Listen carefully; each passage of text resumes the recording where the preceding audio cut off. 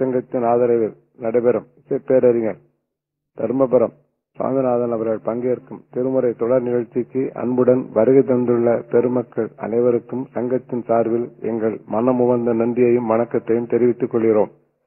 இன்றைய நிகழ்ச்சியினை திருவாளர் திரு கிருஷ்ணாமி செட்டியார் அவர்கள் குத்துவிளக்கு ஏற்றி விழாவினை சிறப்பிப்பார்கள்.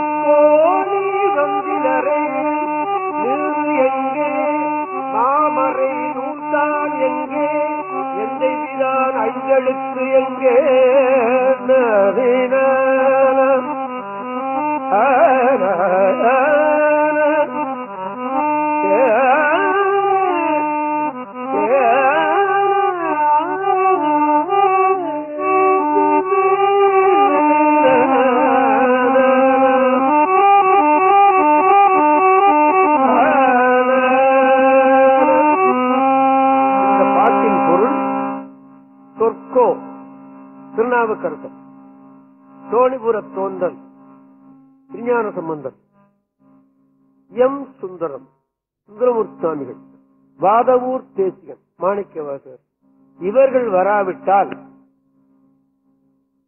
சைவ எல்லப்ப நாவலருடைய பாட்டு அவர்கள் வராமல் இருந்து விட்டால் எந்தை பிரானுடைய ஐந்தெழுத்து கூட மறைந்து போயிருக்கும். சொற்கோவும் தோணிபுர தோன்றலும் எம் சுந்தரனும் சிற்கோல வாதவூர் தேசிகனும் முற்கோலி வந்திலரேல் நீர் எங்கே திருநீறு கூட மறைந்து போயிருக்கும் இல்லையா? ஆமா, திருநீறு பூசித்தான் பாண்டியனுக்கு இருந்த ஜுரத்தை கூட யாரும் தீர்க்க முடியாத ஜுரத்தை கூட தீர்த்த திருஞான சம்பந்தர் இருந்து வரலாறு இல்லையா? ஆமா, அந்த திருநீறு கூட இந்த நாட்டில் இருந்திருக்காது. நீர் எங்கே மாமறை நூல்தான் எங்கே? நமக்கெல்லாம் நம்ம மதத்திற்கு வடமொழியில 4 வேதங்கள் தான் நமக்கு ஆதாரம். எந்தை பிரான் ஐந்தெழுத்து எங்கே? இன்னைக்கு நாமெல்லாம் பஞ்சாட்சரம் சொல்லுகிறோமே, மந்திரத்தில் எல்லாம் தலையாய மந்திரம் என்று பேசுகிறோமே, தலையாய கடவுள் சிவன் என்று சொல்லுகிறோமே, ஐந்தெழுத்து வடிவனாக இருக்கிறான் சிவன் என்று பேசப்படுகிறதே, அந்த ஐந்தெழுத்து கூட இல்லாமல் போயிருக்கும் என்பது அவருடைய எண்ணம். இது உண்மை. 7வது நூற்றாண்டிலே அப்படி ஒரு இக்கட்டான சூழ்நிலையில தேவார திருவாசகம் தான் திருக்கோயிலையே வாழ வைத்தது, சிவனையே வாழ வைத்தது. சிவனையே வாழ வைத்த தேவாரம் கேவலம் மனிதனை வாழ வைக்கிறது பிரமமா என்ன? இல்லை. நிச்சயமாக என்னுடைய வாழ்க்கையிலே நான் பார்க்கிறேன். நான் எவ்வளவோ நூல்கள் கேட்கிறேன், பார்க்கிறேன், படிக்கிறேன். தேவாரம் எங்க சுத்தினாலும் மறுபடியும் தேவாரத்தை தான் வர்றாங்க அவங்க இல்லையா? ஆமா, தேவாரத்தை விட்டா நமக்கு வேற கதி கிடையாது நிச்சயமாக இல்லையா? ஆமா. ஆனால் சைவர்கள் என்ன, நீங்க கொஞ்சம் மன்னிக்கணும், சைவர்கள் எந்த அளவுக்கு இந்த தேவாரத்தை பின்பற்றுகிறார்கள் அப்படின்னு எண்ணி பார்த்தால் 1000ல் 10 பேர் இருக்குமா என்பது சந்தேகம்தான் என்னை பொறுத்த அளவுல. என்னுடைய கணிப்பு அவ்வளவுதான். என்னுடைய கணிப்பு தவறு என்று நீங்கள் சொல்லிவிடலாம். நீங்கள் என்னுடைய நிலையிலிருந்து நீங்களும் கணித்து பார்த்தீங்கன்னா அப்படித்தான் முடியும்.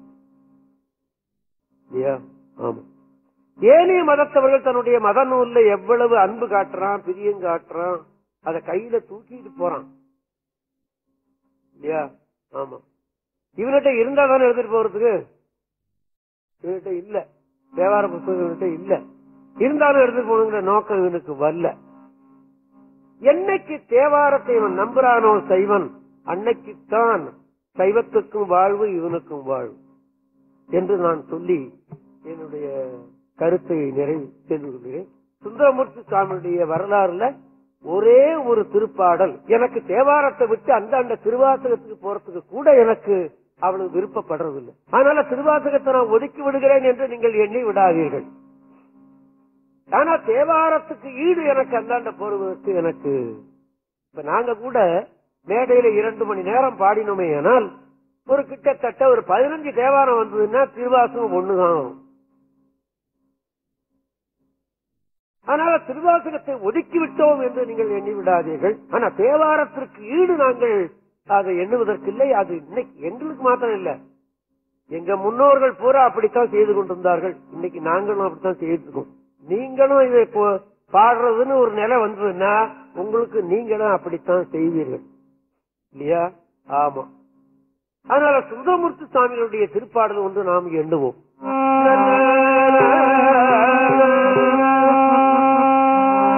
தம்மையே புகழ்ந்து செய்தே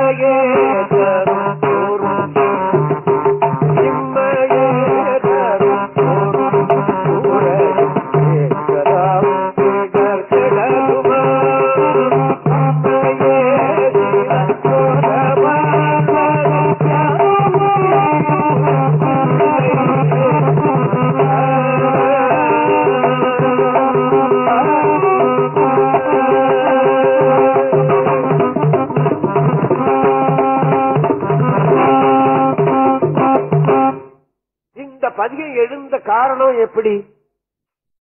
திருப்புகலூருக்கு போனார் சுவாமி. சிவனை கொஞ்சம் பொருள் கேட்டிருக்கார். எத்தனையோ ஊர்ல ஒரு பொருள் கேட்டார். திருமுதுகுன்றத்துல கேட்டார். 12,000 பொன் கொடுத்தான் சிவன்.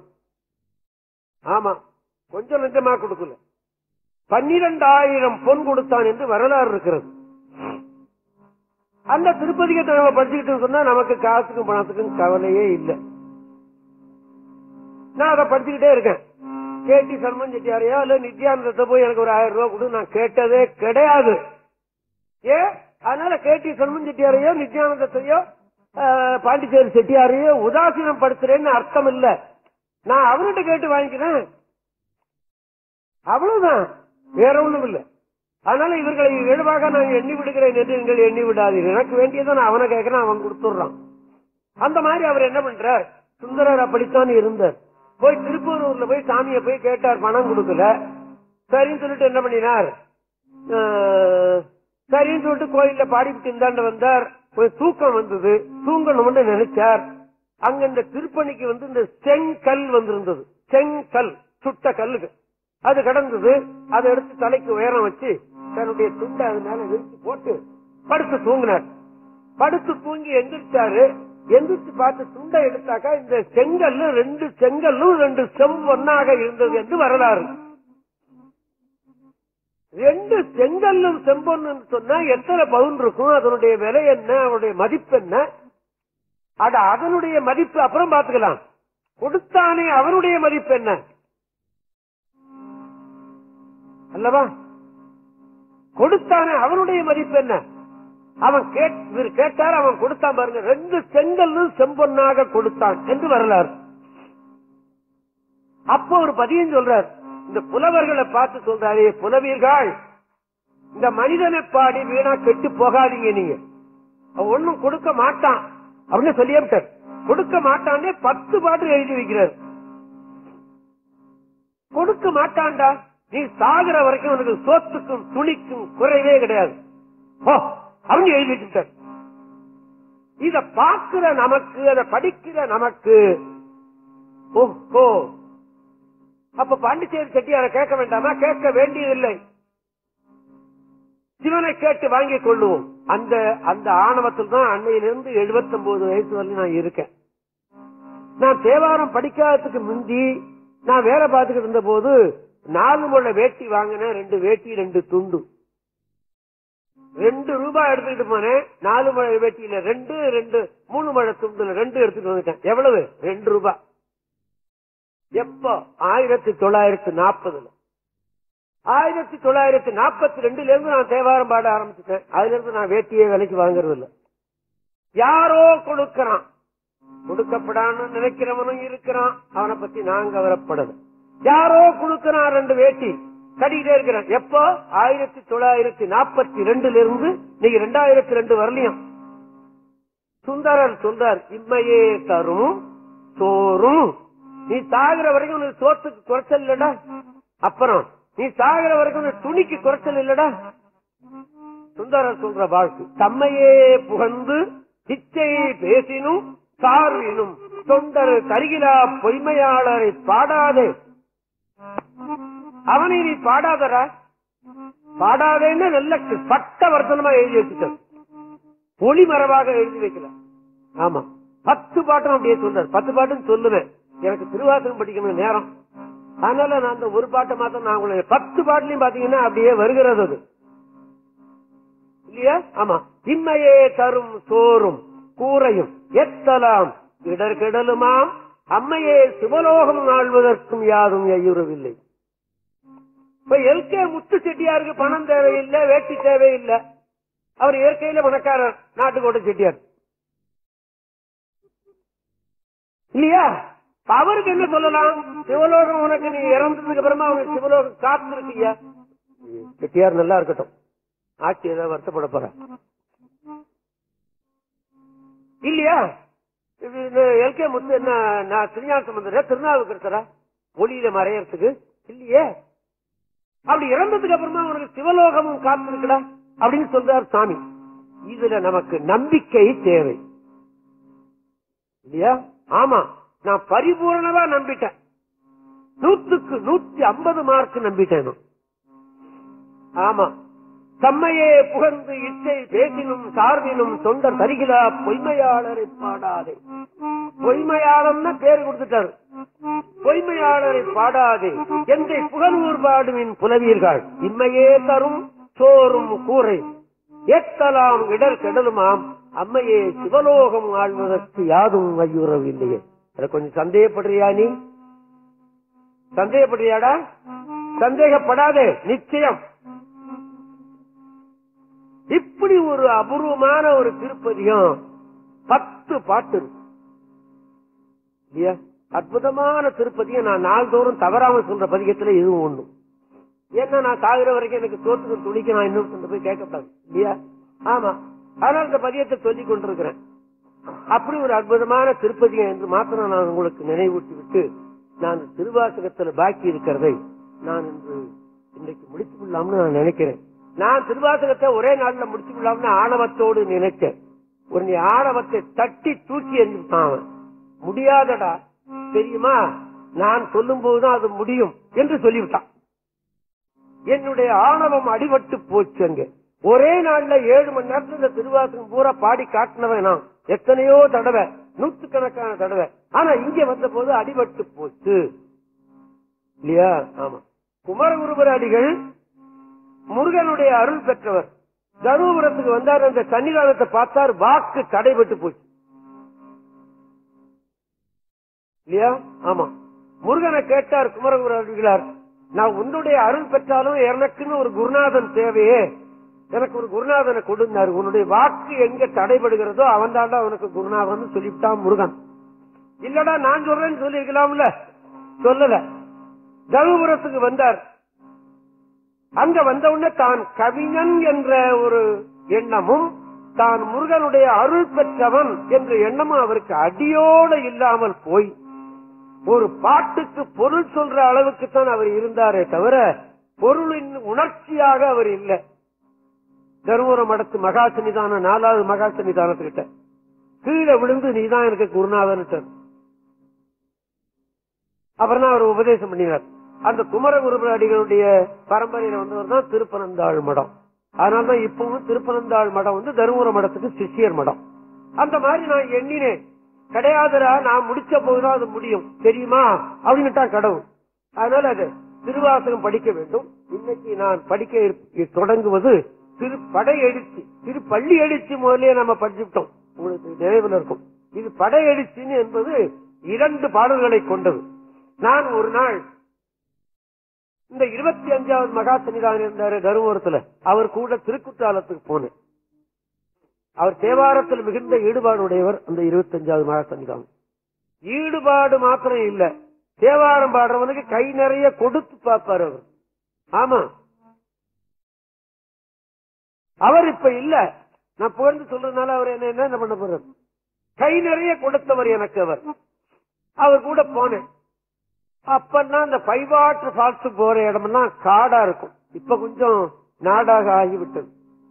சாயருக்கு 6 மணி இருக்கும். அந்த காட்டு பகுதியில கொண்டு நிறுத்திக்கிட்டு, டே சாமிநாதன் இங்க வா அப்படின்னு கூப்பிட்டார். சுவாமி அப்படின்னு 2 காவி வேட்டியை என் கையில கொடுத்து, காவி வேட்டி கொடுத்து அதோட கொஞ்சம் பணமும் கொடுத்து, இதை எடுத்துக்கிட்டு இந்த காட்டுக்குள்ள போய்கொண்டே இருந்தீங்கன்னா அங்க ஒரு சாமியார் இருப்பார். அவரை பார்த்து இந்த வேட்டியும் பணத்தையும் கொடுத்து அவருக்கு ஒரு நமஸ்காரம் பண்ணிவிட்டு வந்துரு அப்படின்னு பொழுது போன வேளை காட்டுக்குள்ள போய் சொல்றார். என்ன பண்றது, நான் அவர்கிட்ட வேலைக்காரன், போய்த்தான் தீரணும் இல்லையா? ஆமா, எடுத்துக்கிட்டு போய்கிட்டே காட்டுல பின்னால பாத்துக்கிட்டே வந்தேன். ரோட்ல அவங்க நிக்கிறாங்களான்னு ஏன் பயம். காட்டுக்குள்ள போனேன். அந்தாண்ட போனோம்னா ஒரு சின்ன கொட்டகை தெரிஞ்சு, சரி சாமியார் இங்கதான் இருக்காரு போன அப்படின்னு நினைச்சுக்கிட்டு உள்ள போனேன். போய் பார்த்தா சாமி சாமின்னா எங்கேயோ இருந்து ஒரு சத்தம், ஏன் யாரதுன்னு கேக்குது. பார்த்தா எனக்கு பொத்தனிக்கால இந்த கொட்டைக்கு அண்ணாண்ட பார்த்தா ஒரு 10 அடி 15 அடி அள்ள கீழே ஒரு பெரிய பள்ளம் இருக்கு. கிணத்துக்கு பள்ளம் எடுக்கிறான் பாருங்க, அந்த மாதிரி. அந்த பள்ளத்துக்குள்ள உட்கார்ந்து இருக்காரு போல சாமியார். உட்கார்ந்து அங்க ஜபம் பண்ணிட்டு இருக்காரு. யார் அது அப்படின்னு கேட்டார்.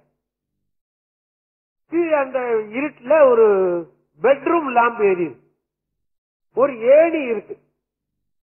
யார் அப்படின்னார். நான் தருமபுரம் மடத்துல இருந்து ஓதுவார் வந்திருக்கிறேன், சாமியை பார்க்கணும், இந்த ஏணி வழியா கீழே இறங்கி வாடினார்.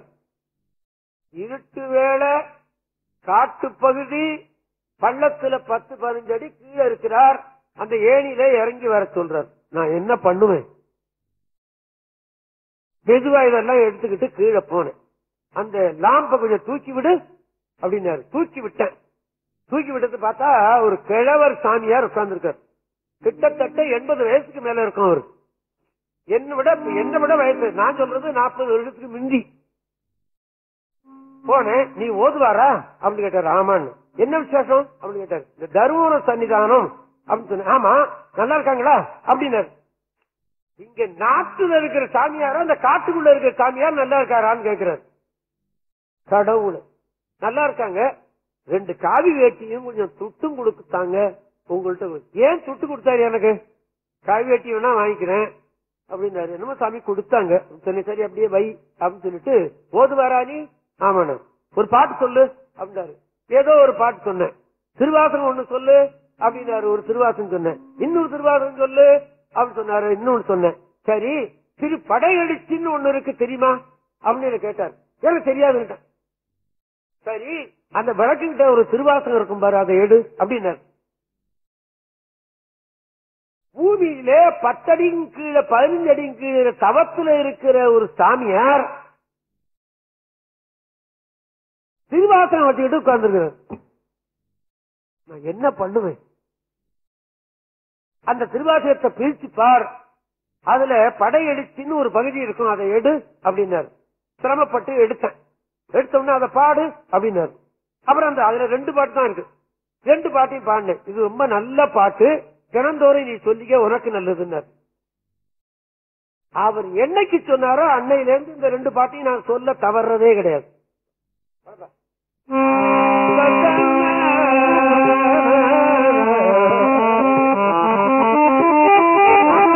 ஏந்தும் ஐயர்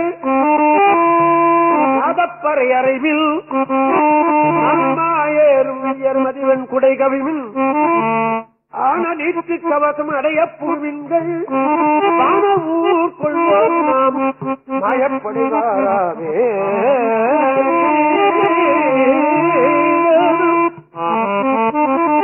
தொண்டர்கள் சூழ்ச்சி செல்லி பக்தர்கள் சூழப் போகி திரள் யோகிகளே பேரணி உந்தீர்கள் சிந்திர சித்தர்களே கலைக்கூழை செல்வீர்கள் அண்ட நாடு ஆழ்வோம் நாம் அல்லப்படைவாராமே.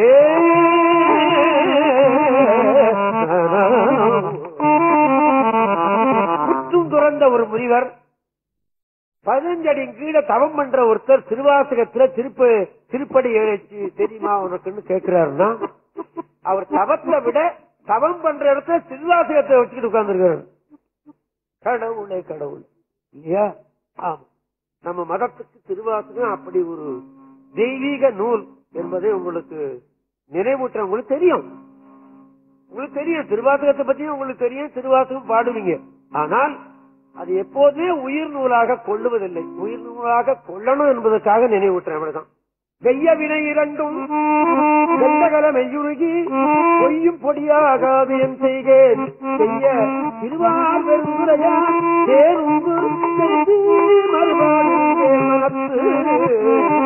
ஆர்க்கோ அரங்குகோ பாடுகோ ஆடுகோ பாடுகோ பார்க்கோ பரம்பரனே என் செய்கேன் தீப்பறிய ஆனந்தமானே அத்தம் பெருந்துரையான் தாங்கின்ப ஆறுவர் தாழ்ந்து செய்த பிழையறியேன் தேவடியே கைதொழுதே உயிரும் வகையின் உயிர்ப்பறியேன் வையகத்து இருந்துரையில் வேறு மடுத்து என் சிந்தனைக்கே போர்த்தான் பெருந்துரையில் மேயதிலான்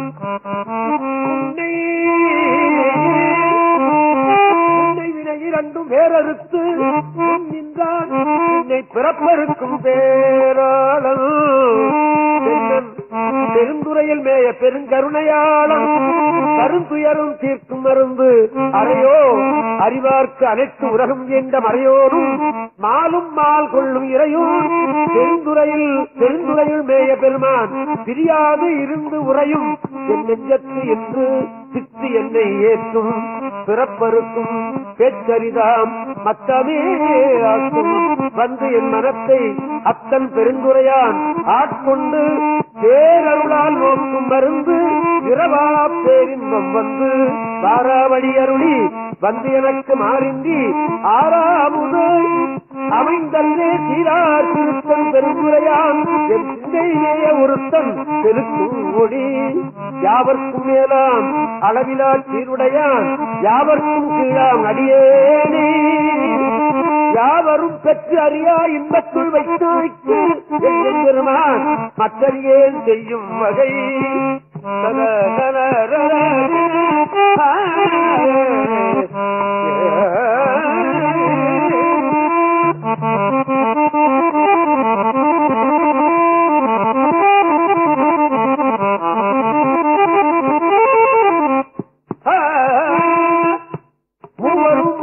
மூவரும் மற்ற ஒடிந்த தேவரும் சிவபெருமான் மாவேரி வையகத்தே வந்து விடிந்த வாழர்கள் வந்திக்க நெய்யகத்தே இன்பம் மிகும் இருந்து என்னை ஆண்டான் இளையடியே சிந்தித்து இறந்து கொள் நெஞ்சே எல்லாம் கருங்கான் பெருமைய பெருங்கருணையாளம் மருந்து உருவாய் என் மனத்தே வந்து இன்பம் பெருக்கி இருளகத்தி எஞ்ஞான்றும் துன்பம் தொடர்வறுத்து சோதியாய் அன்பமைத்து தீரார் பெருந்துரையான் என்னுடைய சிந்தையே ஊராக கொண்டான் வந்து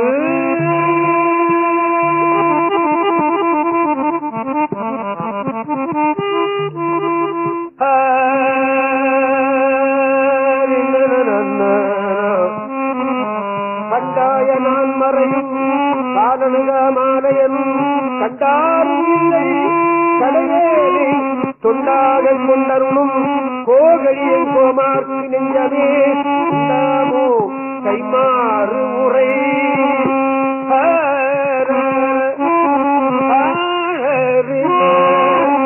உள்ள மலபூகு பெருந்தேன் வெள்ளம் தரும் பரியின் மேல் வந்த வள்ளல் மருவும் பெருந்துரையை வாழ்த்துவீங்கள் வாட்ட கருவும் கெடும் பிறவிக்காடு பெருந்துரையை வாட்சி விடுங்கள், உங்களுடைய பிறப்பு அருந்துவிடும். நான் சின்ன பிள்ளையில படிக்கும் போது நினைச்சேன், ஏண்டா வேண்டாம் வேண்டாம்னு சொல்றாங்க பிறவிய, நல்லா சாப்பிட்டுக்கிட்டு நல்லா சந்தோஷமா குடும்பத்தில் இருக்கிறத விட அப்படின்னு நினைச்சேன். நான் ஒரு காலத்துல நினைத்தது உண்டு.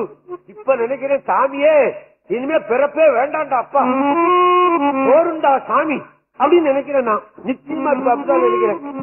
கடவுள்கிட்ட நான் கேட்கறதெல்லாம் இனிமே வேண்டாம், இனிமே பிறகு வேண்டாம். காரைக்கால் அம்மையார் தான் அப்படிதான் வேண்டாம் கேட்டனர் இல்லையா? பிறவாமை வேண்டும் மீண்டும் பிறப்புண்டேல் உன்னை என்றும் இரவாத இந்த அன்பு வேண்டிப்பின் வேண்டுகின்றார். பிறவாமை வேண்டும் இனி பிறப்புண்டேன் உன்னை என்றும் மறவாமை வேண்டும் இன்னும் வேண்டும். நான் மகிழ்ந்து பாடி அறவா நீ ஆடும் போது உன் அடியும் கீழ் இருக்க. அப்படி ஒரு பிறவி கொடுத்துட்டீங்கன்னா உன்னை பாடக்கூடிய பிறவி எனக்கு கொடுத்து விடுங்கிறார் அம்மையார்.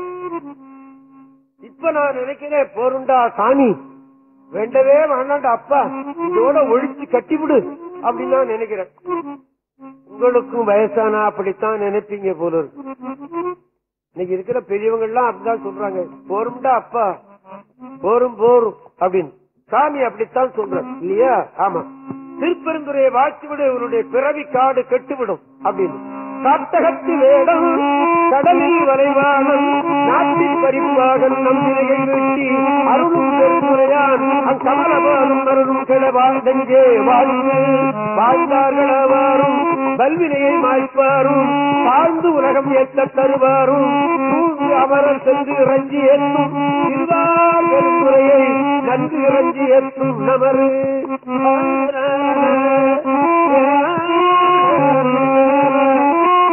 பெருந்துரையை நம் இடர்கள் போயகல எண்ணி எது கோகழிக்கு அரசை மண்ணின் மொழியாளோடு உத்தர கோசமங்கை மன்னி கடியாதிருந்தவனே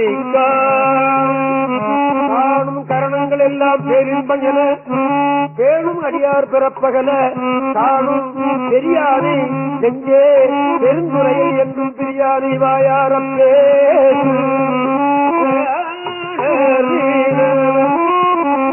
பொருளுக்கு இலக்கிதமாம் ஏற்கிறந்த மாசில் மணியின் மணிவார்த்தை பேசி பெருந்துரையே என்று பிறப்பறுத்தேன் நல்ல மருந்தினடி என் மனத்தை வைத்து. நீராடிக்கு 60 சில்லற பதிகமா என்ன பாடியிருக்காரு விஞ்ஞான சம்பந்தம். தாம் பிறந்த ஊருக்கு 60 சில்லறைக்கு மேல பதிகம். அதே மாதிரி திருவாமூர்ல பிறந்தார் திருநாவுக்கரசர், அந்த ஊருக்கு பாட்டே இல்ல. பசுபதி திருவிருத்தம்னு ஒண்ணு இருக்கு, அது அந்த ஊருக்கு பாடி இருக்க கூடும் என்று நினைக்கிறார். சாம்பலை பூசி தரையில் புரண்டு நின் தாழ்பரவி ஏம்பலிப்பார்கட்டு இறங்கு கண்டாய் இருங்கங்கை என்னும் காம்பரைக்கும் பனைத்தோழி கதிர்பூன் வனமுலை மேல் பாம்பரைக்கும் சடையா எம்மையாளும் பசுபதியே. அங்க இருக்கிற சுவாமியினுடைய திருநாமம் திருவாமூர்ல பசுபதிநாதர்னு பேர். இந்த திருவிருத்தம் அங்க பாடி இருக்க கூடும்னு ஐயப்படுகிறார்களே தவிர நிச்சயமா சொல்ல முடியல. ஆனா திருவதிய வீரத்தானத்துக்கு நிறைய பாடி இருக்கிறார்கள். சுவாமி அருள் பெற்ற இடம் திருஞான சம்பந்தர் பிறந்த ஊரும் அருள் பெற்ற ஊரும் ஒரே இடம் சீர்காழி. திருநாவுக்கரசர் பிறந்தது திருவாமூர், அருள் பெற்றது திருவதிய வீரத்தானம். திருவதிய வீரத்தானத்துக்கு நிறைய பாடியிருக்க. ஆமா.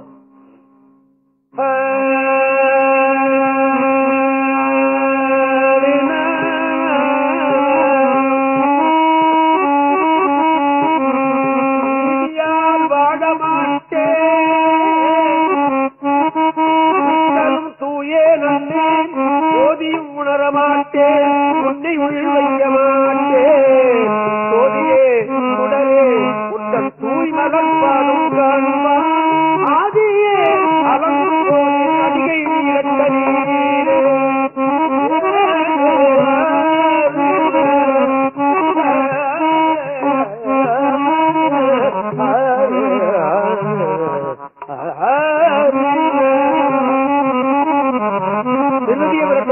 50 பதிகமோ என்ன பாடியிருக்கேன். கணக்குல கொஞ்சம் தப்பா இருக்கலாம், நிறைய பதிகம் பாடியிருக்கேன். அதே மாதிரி சுந்தரர் பிறந்தது திருநாவலூர்ல, அதுக்கு ஒரே ஒரு பதியம் தான் பாடியிருக்கார். தன்மையினால் அடியேனை ஆட்கொண்ட நாள் சபை முன் வன்மைகள் பேசிட வன்றொண்டன் என்பது ஒரு வாழ்வு தந்தார். உண்மைகள் பேசவும் பொன்னை தந்து என்னை போகம் புணர்த்த நன்மையினார்க்கு இடம் நம் திருநாவலூரே அப்படின்னு ஒரு திருப்பதி. கோவலன் நான்முகன் என்று தொடங்கும் திருப்பதி. பிறந்த ஊருக்கு ஒன்னே ஒண்ணு படிக்கார். அதே திருநாவலூருக்கு அவர் அருள் பெற்ற இடம் இல்லையா, ஒரு பதியம் படித்தார். அந்த ஒரு பதிகத்துல ஒரு நீதி சொல்றார் சாமி. சிவனுக்கு என்ன தொழில் தெரியுமா? யாரு அவனை வணங்குகிறார்களோ அவருடைய துயரமெல்லாம் தீர்த்தல் தான் அவனுக்கு தொழில் அப்படின்னு நமக்கு நினைவூட்டுறது.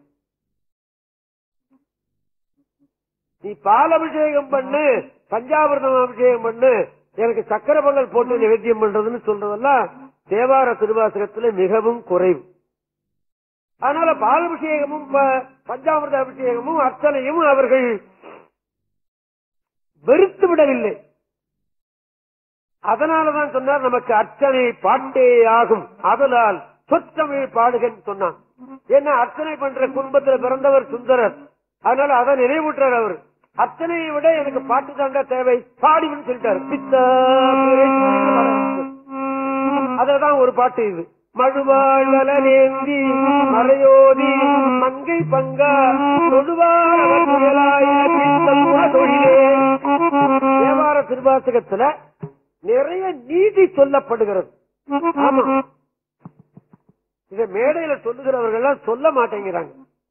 அதற்காகவே நான் என்ன பண்ணினேன், திருஞான சம்பந்தர் சொன்ன அறவுரை அப்படின்னு ஒரு கேசட் பாடினேன். திருநாவுக்கரசர் பாடிய திருத்தாண்டக அறவுரைன்னு ஒண்ணு பாடினேன். திருநாவுக்கரசர் பாடிய திருநேரிசை அறவுரைன்னு ஒண்ணு பாடினேன். எல்லாம் வெளியே வந்திருக்கு, எல்லாம் வெளியே வந்திருக்கு. ஆமா, திருநாவுக்கரசர் பாடிய திரு குறுந்தொகை அறவுரைன்னு ஒண்ணு பாடியிருக்கேன். எத்தனை வியூல அந்த தேவாரங்களை பாடிவிட முடியுமோ அத்தனையும் நான் என்னாலும் செய்து விட்டேன். இந்த டாக்டர் பட்டத்துக்கு செய்யறான் பாருங்க, அந்த மாதிரி இல்லையா? ஆமா, இப்ப குறுந்தொகைன்னு ஒரு அற்புதமான பதிகதி, 1000 பாடல்கள், 1000 பாடி வைத்தார்கள். 1000 நாங்க நினைச்சோமா அவரை? இல்ல. ஆமா, திருக்குறுந்தொகையில ஒரு பாட்டு நினைச்சு பார்ப்போமா?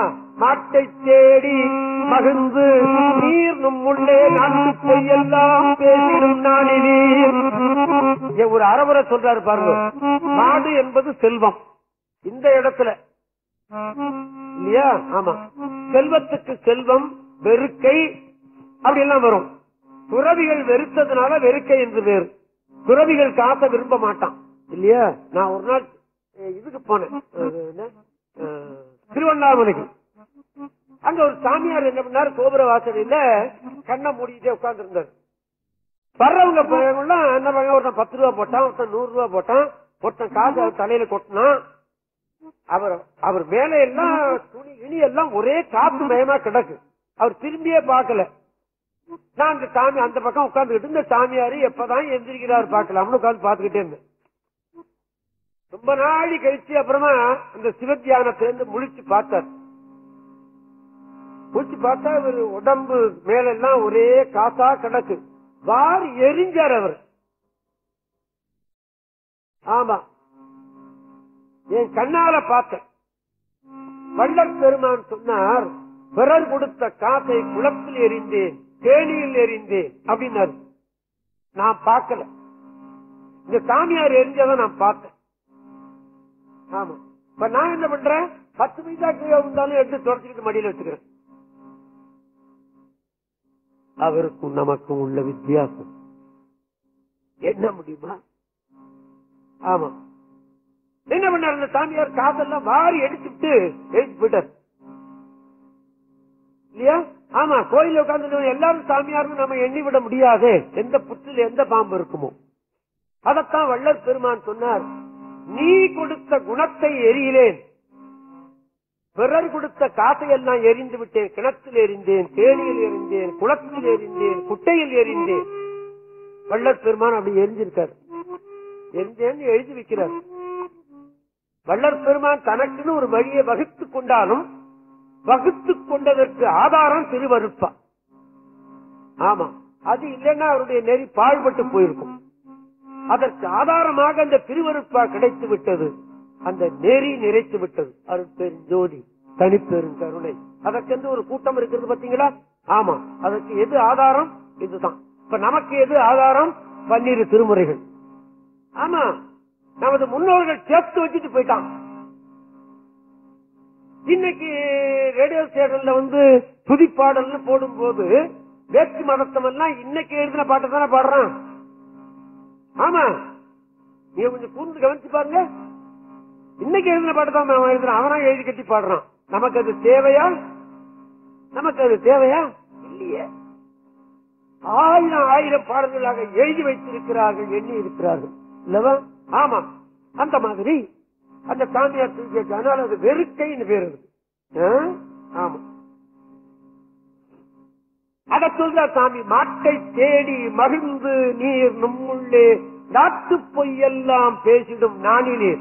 நானினீர்னா வெக்கங்கெட்டவனேன்னு அர்த்தம். நம்ம பார்த்து அவர் சொல்ல, நீ வெக்கங்கெட்டவனே, இல்லாத பொய்யெல்லாம் சொல்லி ஏண்டா அந்த காசை சம்பாதிக்கிற? ஏன் சம்பாதிக்கிற? நேர் வழியில சம்பாதிச்சாலும் பரவாயில்ல, இந்த கோணல் வழியில சம்பாதிக்கிறான் பாருங்க, ரொம்ப சந்தோஷம். 10,000 ரூபாய் சம்பளம் இருந்தாலும் 5,000 ரூபாய் கோணல் வழியில வந்ததுன்னா சந்தோஷம் இல்லையா? அத சொல்ற சாமி. கூட்டை விட்டு உயிர் போவதன் முன்னம், அப்படி போகும்போது எல்லாம் கூட வாடா வரும், நீ செய்த பாவம் தாண்டா சேரும். இந்த கோணல் வழியில சம்பாதிக்காத இல்லையா? கூட்டை விட்டு உயிர் போவதன் முன்னமே காட்டுப்பள்ளி உள்ளான் கடல் சேர்மினே, அங்க சேர்ந்தினா அந்த பொய் சொல்ல மாட்டடா நீ அப்படிங்கிறது. இப்படி நீதி அந்த அப்பர் சாமிகிட்ட நிறைய வண்டியா வருது. என்னமோ இப்ப நான் தேவாரத்தை பாடிக்கிட்டே வரும்போது இந்த நீதிகள் தான் என் கண்ணுல நிறைய படுகிறது. என் இஷ்டத்துக்கு பாடி வச்சுட்டாங்க இல்லையா? ஆமா. ஆக அப்படி இந்த திருவாசகத்திலே அப்படி நிறைய வருகிறது. அடுத்தது திருப்படையாட்சி என்று ஒரு திருப்பதி. கண்களிரண்டும் அவன் கடல் கண்டு களிப்பதாகாதே, காரிகையார்களும் வாழ்விலும் வாழு கடிப்படும் ஆகாதே, மண்களில் பிறந்திடுமாறு மறந்திடுமாகாதே, மாறிய மலர்பானம் பிறந்தும் அழுகுதுமாகாதே, பண்களி கூதரு பாடலோடாடல் பயின்றுமாகாதே, பாண்டின நாடுடையான் படையாட்சிகள் பாடுமாகாதே, பிள்களி கூர்வதோர் தேவகம் வந்து வெளிப்படுமாகாதே, பாகவன் வந்து வெளிப்படுமாகே, ஒன்றினோடொன்று முறைஞ்சினோடைந்தும் உயிர்ப்பருமாகாதே, அடியார் அடியார் அடியோம் என உயிராகாதே, கண்கள் இணைந்தது தாயன வந்த கணக்கதுமாகாதே, காரணமாகும் அநாதி குணங்கள் கருப்புருமாகாதே, நன்று இது தீது என வந்த நடுக்கம் நடந்தனாகாதே, நாமும் மேலாம் அடியாருடனே செல்ல நன்னுருமாகாதே.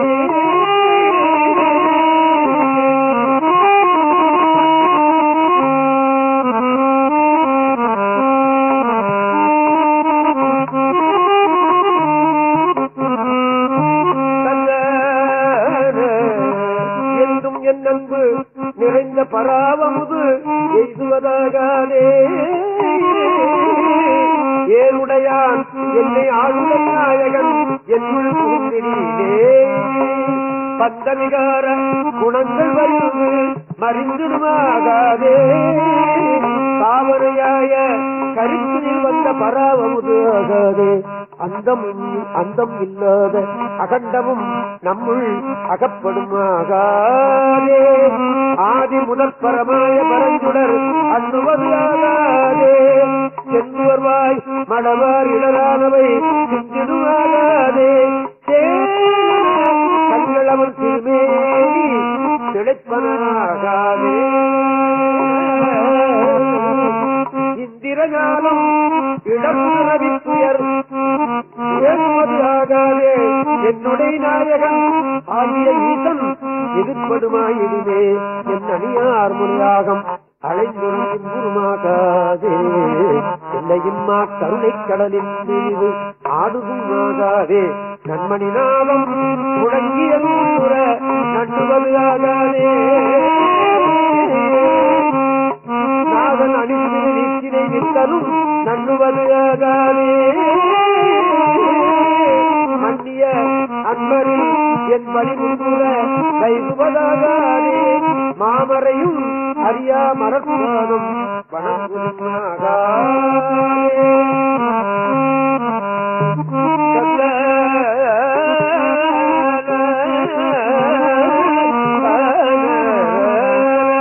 இன்னியல் செங்கல் நீர் மலர் என் தலையெழுவதாகாதே.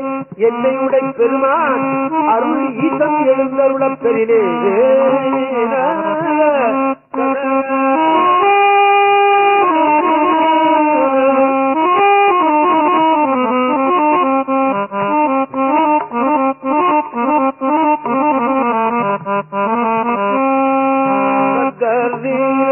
மண்ணினில் மாயை மதித்து வகுத்த மயக்கருமாகாதே. வானவரும் அறியா மரப்பாதம் வணங்குதுமாகாதே. கண்ணினி காலம் அனைத்தும் வந்த கலக்கருமாகாதே. காதல் செய்யும் அடியார் மனம் இன்று கழித்துடுமாகாதே. பெண் அரி ஆனன நாமின வந்த பிணக்கருமாகாதே. அநேக பவங்கள் பிழைப்பதாகாதே. எண்ணிலியாகிய சித்திகள் வந்து என்னை எய்துவது ஆகாதே. என்னை உடை பெருமான் அருள் ஈசன் எழுந்தருளப் பெருமே. பொன்னியலும் திருவேணி பொலிந்துடுமாகாதே. பூமலை மாதவர் கைகள் குவிந்து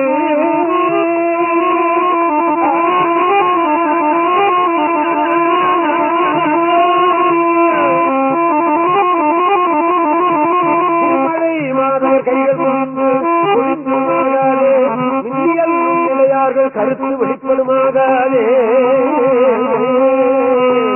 வீணை முரஞ்சலும் ஓசையில் இன்பம் திகிர்ந்துமாகாதே.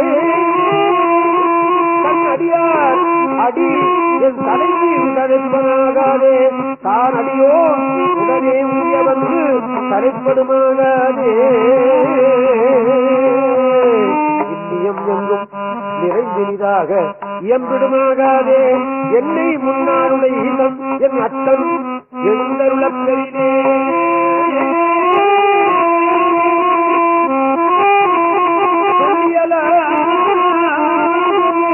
தூமணியோசை சுவை தருமாகாதே. சுண்டன என் உள்ளம் மன்னிய சோதி தொடர்ந்தருமாகாதே.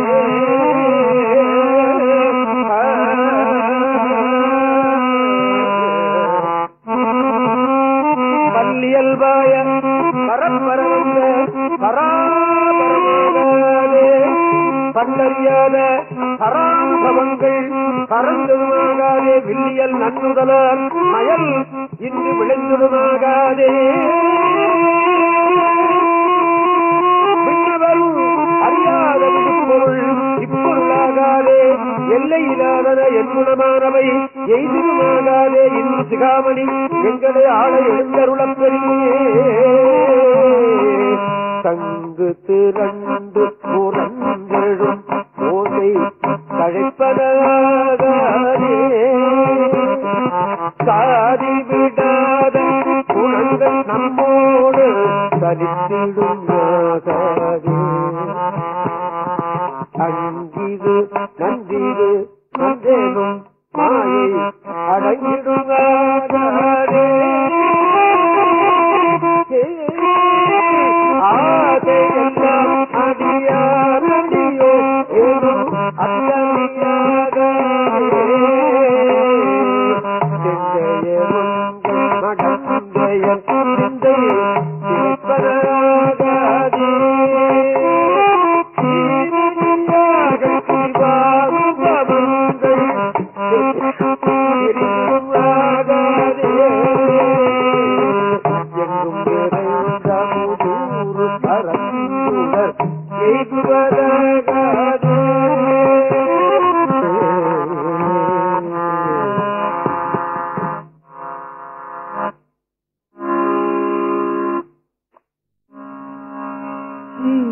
போப் அப்படின்னு ஒரு மேல்நாட்டவர். அவர் தன்னுடைய மதத்தை பரப்பத்தான் இங்க வந்தாராம். அவருடைய மதம் கிறிஸ்டியன் மதம். அது பாண்டி நாட்டுல வந்திருக்கிறாரு. முதல்ல அவர் இந்தியாவில் வந்த உடனே நேரா பாண்டி நாட்டுக்கு தான் போயிருக்கிறார். அவர் எந்த வருஷத்துல இருந்தாருன்னு எனக்கு வருஷம் சொல்ல தெரியல. எப்படி ஒரு 100 நூற்றாண்டுக்கு மேல இருந்திருக்கணும் வச்சுக்கோ. அங்க போய் ஒருத்தனை கேட்டாரு, உன் மத நூல் என்னன்னு கேட்டிருக்காரு. நல்லவேளை அப்படி கேட்கப்பட்டவன் ஒரு சைவன். அவன் அப்ப இருந்த சைவன். அவன் என்ன பண்ணிருக்கான், எனக்கு மத நூல் திருவாசகம்னு சொல்லியிருக்கான். இப்ப இருக்கிறவனை கேட்டா அந்த வார்த்தையே வந்திருக்காது. ஆமா இல்லையா? ஆமா, திருவாசகமா அப்படி ஒரு தமிழ் நூல் இருக்கா? அதுதான் உனக்கு மத நூலா? ஆமா அப்படின்னு சொல்லிருக்காங்க.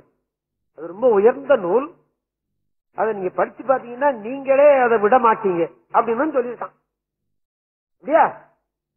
அப்படின்னு சொல்லிட்டு தமிழ் படிச்சுட்டு இந்த திருவாசகத்தை படிச்சு பார்த்தாராம் அவர். சொல்றாங்க. ஏன்னா நிறைய சொற்பொழிவுகள் கேட்டேன் நான்.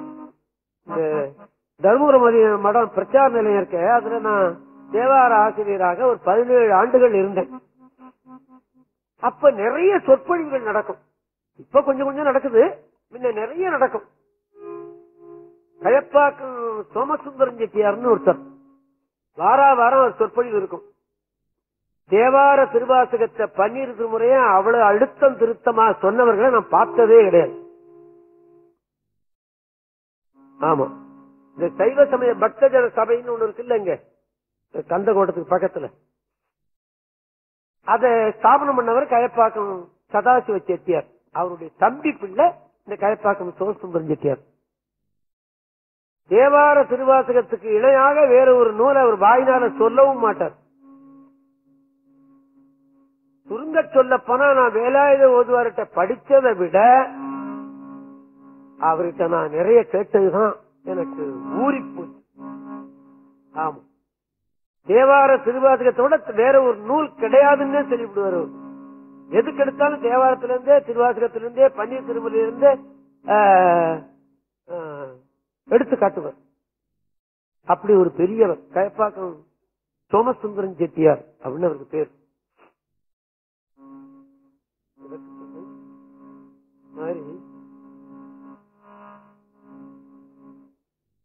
அப்ப என்ன பண்ணினார், இந்த ஜியு போப் தமிழ் படிச்சுக்கிட்டு இந்த திருவாசகத்தை படிச்சு பார்க்கணும்னே சொல்லி தமிழ் படிச்சாராம். அவர் கொஞ்ச நாள்லயே தமிழ் படிக்க தெரிஞ்சு போச்சு. அவருக்கு தமிழ் நல்லா படிக்க தெரிஞ்சதுக்கு அப்புறமா திருவாசகத்தை எடுத்தார். எடுத்து நமச்சிவாய வாழ்க, நமச்சிவாய வடிவமாக இருக்கிற இறைவன் வாழ்க அப்படின்னு சொல்றான். அப்படி பொருள் தெரிஞ்சுக்கிட்டார்.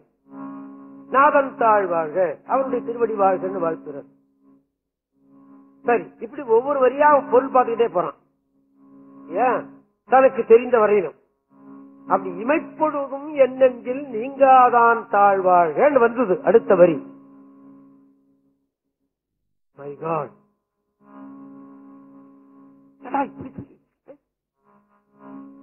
கண்ணி இமைக்கிற நேரத்துல கூட உன்னை மறந்திருக்க மாட்டேன்னு சொல்றாரு. முடியுமா? அப்படி இருந்துக்கிறாரா அவர்? ஏ அப்பா, திருவாசகத்தை கீழவே வச்சுட்டானா அந்த ஜூஸ் போப் அப்படின்னு வரலாறு சொல்றாங்க.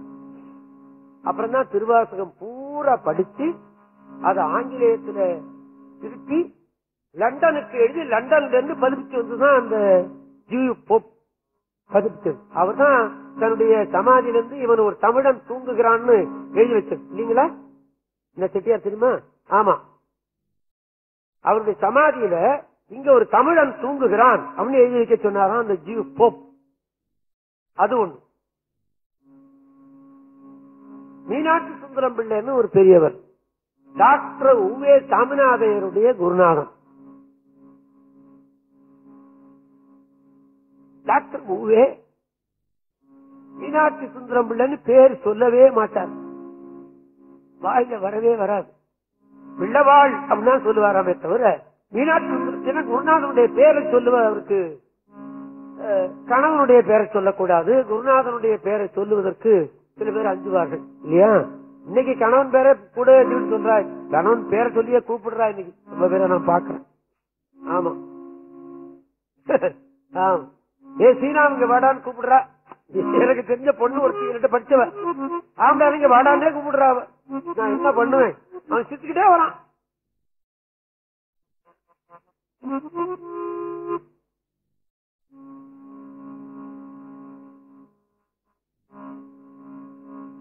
அந்த மீனாட்சி சுந்தரம் பிள்ளை ஒரு பெரிய பணக்காரருக்கு தமிழ் சொல்லி இருந்தார். அந்த பணக்காரர் அப்பெல்லாம் கார் கிடையாது, குதிரை வண்டி. அந்த குதிரை வண்டியில அவரோட ஏறிக்கிட்டு தினந்தோறும் திருச்சிராப்பள்ளத்திலிருந்து திருச்சிராப்பள்ளிக்கு திருச்சிராபுரம் தான் பேர். ஆமா, திருச்சிராபுரம். பின்னாலதான் அது திருச்சிராப்பள்ளியாக ஆனது. அதுக்கு வேற வரலாறு, அதெல்லாம் நான் இப்ப சொல்ல போறேன், ரொம்ப பெருசா போயிடும், வேண்டாம் விட்டுறேன். அதனால்தான் திருச்சிராபுரம் மகாவித்வான் மீனாட்சி சுந்தரம் பிள்ளைன்னு பேர். அவர் கூட குதிரை வண்டியில திருவானைக்கா வந்து திருத்தம் பண்ணிட்டு போவாராம் பிள்ளைவாள். இந்த பணக்கார சொன்னானா, ஐயா திருவாசகத்துக்கு உரை எழுதுங்கன்னு சொன்னானாம். அவருடைய தயவு, இந்த பணக்காரருடைய தயவு மீனாட்சி சுந்தரம் பிள்ளைக்கு தேவை, அதனால ஆகட்டும் பார்க்கலாம் அப்படின்னு தரான். இப்படி பல தடவை சொல்லி இருக்கிறான் அந்த பணக்காரன். ஒரு நாள் இந்த உங்களுக்கு தெரியும், காவிரியின் ஆற்றை கடந்துதான் திருவானைக்காவுக்கு போகணும். திருச்சிராப்பள்ளியிலிருந்து வந்தா காவிரியின் ஆற்றை கடந்து திருவானைக்காவுக்கு போகணும். ஒரு நாள் அந்த செட்டியார் கூட அவர் அந்த குதிரை வண்டியில வரும்போது, ஐயா நான் எத்தனையோ தடவை சொன்னேன் நீங்க கேட்கல, திருவாசகத்துக்கு பொருள் எழுதி சொன்னேன் இங்க எழுதலையேன்னு கேட்டாராம். இன்னொரு தடவை நீ திருவாசகத்துக்கு உரை எழுதுன்னு சொன்னா உன்னுடைய தயவும் தேவையில்லை, நான் இந்த ஆத்துல விழுந்து உயிரை விட்டுடுவேன் தெரியுமா அப்படின்னா. திருவாசகத்துக்கு பொருள் எழுத முடியாது தெரியுமா? ஆமா, உணர வேண்டியதை தவிர எழுத முடியாது. இப்பதான் எழுதுனாங்க, காசு பிள்ளை எழுதியிருக்கிறார், தண்டபாணி தேசியர் எழுதியிருக்கார், சித்பவானந்தா எழுதியிருக்காங்க. இதெல்லாம் என்கிட்ட இருக்கு. காசு பிள்ளை எழுதியிருந்தது வச்சிருந்தேன், காணாப்படுத்து. சித்பவானந்தா எழுதினது இருக்கு, தண்டபாணி தேசியர் எழுதினது குறிப்புரையோட ஒண்ணு இருக்கு, பெரிய விரிவுரை ஒண்ணு இருக்கு. அதெல்லாம் நமக்கு என்ன வேணும்னு பாக்கிறோமோ அது கிடைக்கல. இப்ப பண்டாய நான்மறை அப்படின்னு சொன்னா அதுக்கு எழுதாமையே விட்டுருக்காங்க. நமக்கு எது தேவைன்னு எடுத்து பாக்குறோமோ அது கிடைக்கல இல்லையா? அது எழுத முடியாமல் விட்டார்களா, எழுதக்கூடாதுன்னு விட்டார்களா என்பது. ஆக திருவாசகத்தை படிச்சுக்கிட்டே போனோம்னா நமக்கே அழத் தோணுது. ஆனா கொஞ்சோண்டு பொருள் தெரியுது, அத சொல்ல முடியல, ஆனா அழ தோணுது. உள்ளத்துக்கு மாத்திரம் அந்த பொருள் தெரியுது இல்லையா? அதத்தான் வள்ளற் பெருமான் எழுதி வச்சார். வான்கலந்த மாணிக்க வாசக வாசகத்தை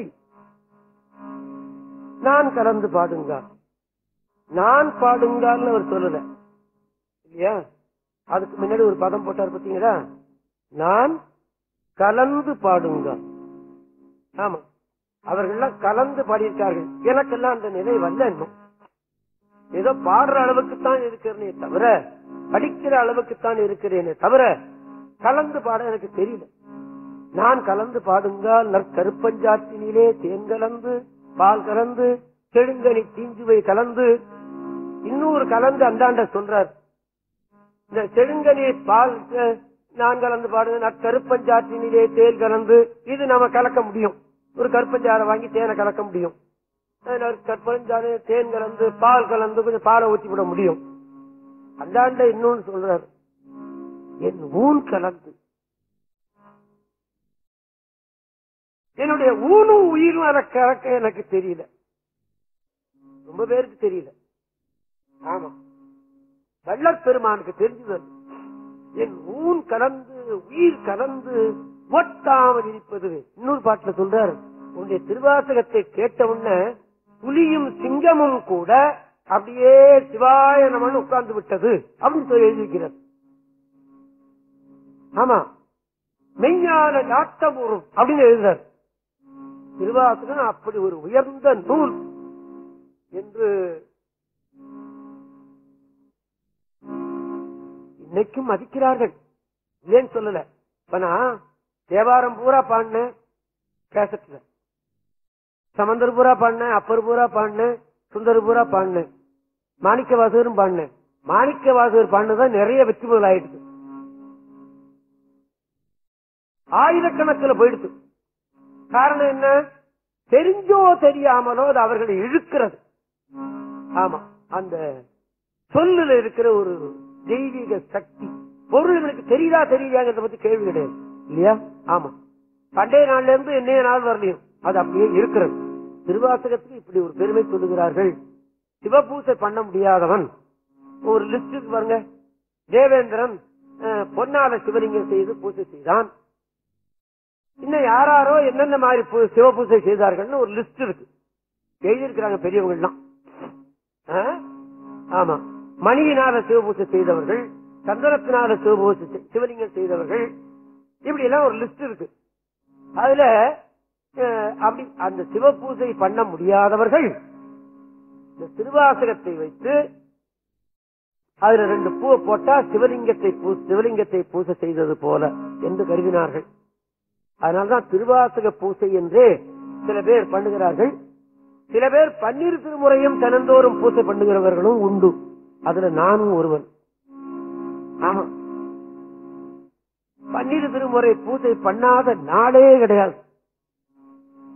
அதுல இருந்து ஒரு திருப்பதியம் தினந்தோறும் 2 பதியமோ 10 பதியமோ படிக்காமல் இருப்பதும் இல்லை, இருக்கிறார்கள். ஆனால்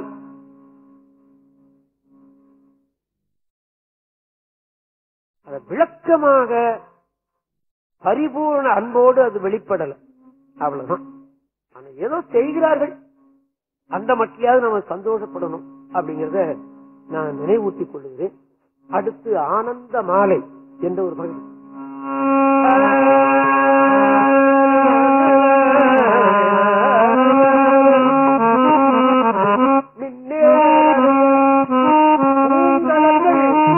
அடைந்தார் கடந்தார் வியமுலகம் மலர் கொண்டு ஒத்தார் அமரெல்லாம் மனக்கடையாய் அழிப்புண்டு அவலக்கடல் இனி உண்டு மண்ணும் எம்பா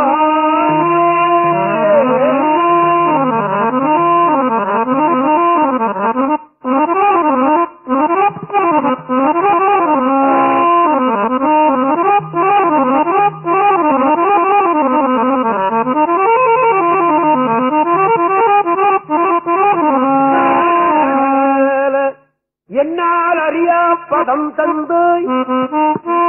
இந்த பதத்துக்கு பொருள் நமக்கு கொஞ்சம் விளங்குது பாத்தீங்களா? இந்த மாதிரி எங்கேனும் ஒரு சொல் பதம் வந்து நம்ம உயிரை உரிக்கி விடுது. நம்ம முதுகு நமக்கு தெரியாவிட்டாலும் நம்ம முகம் நமக்கு நல்லா கண்ணாடியில தெரிகிறது. நல்லா அதை வாஷ் பண்ணி நல்லா பவுடர் போட்டு ஒரு பொட்டு வச்சுக்கிட்டு வந்துடும் இல்லையா? அந்த மாதிரி என்னால் அறியா பதம் தந்து இந்த பதம் நம்மளை உரிக்கி விடுது.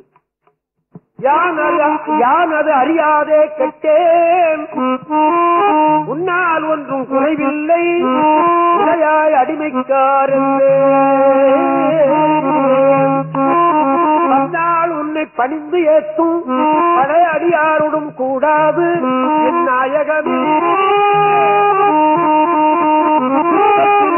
நோய்க்குண்டாயோ சீலமின்றி நோன்பின்றி தெரிவேயின்றி அறிவின்றி தோலின்பாவை கூத்தாட்டாய் சுடர்ந்து விழுந்து கிடப்பேனே.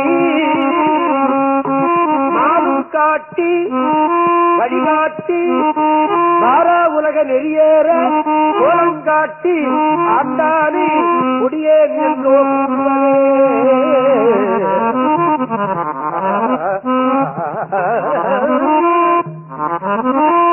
கெடுவேன் கெடுமா கெடுகின்றேன் கேடிலாதாய் பழிகொண்டாய் படுவேன் படுவதெல்லாம் நான் பட்டாற்றினை பயனில்லேன் கொடுமாநரகத்து அழுந்தால் காத்தாட்கொள்ளும்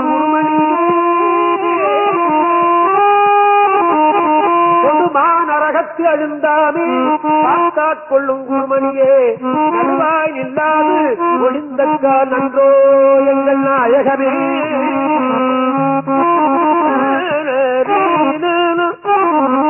தாயாய் முலையை தருவானே தாராது ஒழிந்து கவலையாய் நாயே கடிந்து போவேனோ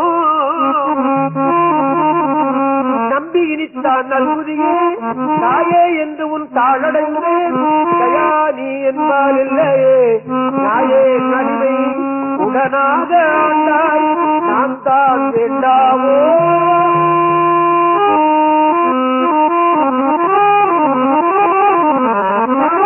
வேண்டாவோ கோவே அருள வேண்டாவோ பொறியேன் கெடவே அமையுமே ஆவா என்ன என்னை அஞ்சேருப்பார் ஆரோதான் சாவார் எல்லாம் என்னடவோ தக்கவாரம் என்னாரோ தேவே இல்லை நடமாடி இனித்தான் தேற்றாயே கரியை குயிரை பரியாற்றி வாழ்க்கையில வருகிற பகுதி இது இல்லையா? ஆமா, இவருக்காகத்தான் நிறைய பரியாக்கணும் பெரிய நெறியாக்கணும்.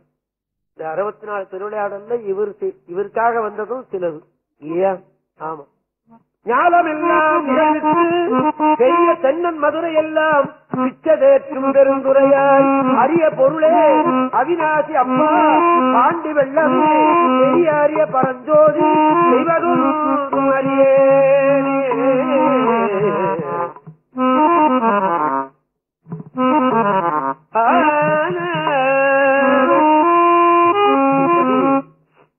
மாணிக்கவாசக சுவாமிகள் திருவாதூர்ல பிறந்தார்கள். திருப்பெருந்துறையில் ஆண்டவருடைய அருள் பெற்றது. திருவாசகத்திலே திருப்பெருந்துறைக்குத்தான் நிறைய பாடி வைத்திருக்கிறார். நான் தேவாரம் திருவாசகம் எல்லாம் முடிச்சுட்டேன், கேசட்ல பாடிட்டேன்.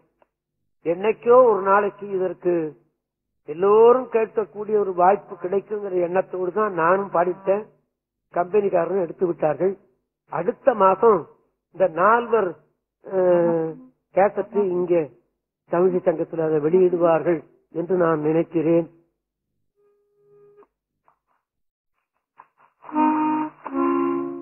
இதெல்லாம் யாருக்கு? இதெல்லாம் யாருக்காக செய்த? ஒரு கேசட் எடுக்கிறதுன்னா மாஸ்டர் எடுக்கிறதுக்கு 10,000 ரூபாய் ஆகுது. மாஸ்டர் எடுக்க அப்புறம் கேசட் எடுக்கிறது வேற இருக்கு.